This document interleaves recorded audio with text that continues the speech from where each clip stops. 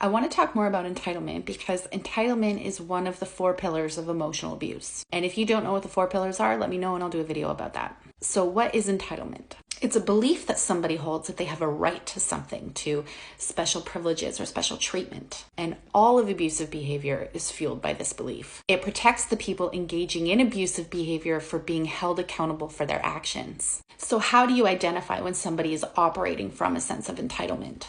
Double standards for one. They can do something, but you can't. They can spend money on whatever they want, but you'll be criticized for spending $20. They can yell at you, but the moment you raise your voice back at them, you're being abusive. Double standards is a dead giveaway because it illustrates a belief of special privileges. Another one is crossing boundaries. A way that it often gets excused is through the belief that when we're in a relationship, we become one. This is such a toxic belief because it strips you of your autonomy, which includes your right to set personal boundaries, your right to privacy, your right to think for yourself or to choose for yourself. And this easily segues into dehumanizing and objectification, where your partner views you as an object to meet their needs. I'm going to do another post on that, but for now, this belief is a breeding ground for controlling behavior. When somebody feels like they have a right to go through your phone or your journals because relationships are about transparency, or they feel entitled to your emotional labor as they look at you to regulate their emotions for them. I had somebody ask me, how do you know if it's entitlement or if it's co-regulation? My answer is boundary crossings. Are you crossing boundaries to have your emotional needs met?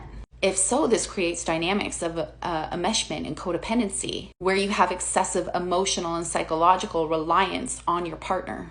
Texting somebody nonstop while they're out because you don't know how to manage your own anxiety. Following them around the house, looking for them to regulate your emotions for you, even though that they have articulated a clear boundary to take a break. Showing up unannounced at your partner's house because they didn't respond to you.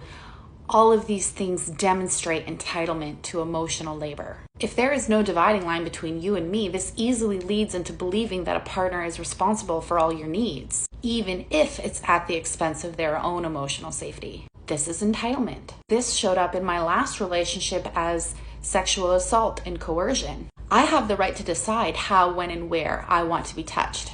It's my body, it's my right. Just because you're my partner, it doesn't give you special privilege to touch me how you want. And this came out over and over, where I was constantly being groped while I was sleeping, while I was making dinner, while I was just sitting on the couch.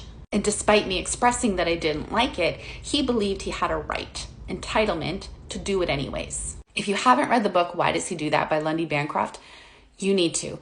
I have a free PDF copy linked in my website under resources. You need to read that book. It's a game changer in terms of changing the way you think about abusive behavior. Everything about abuse comes from entitlement.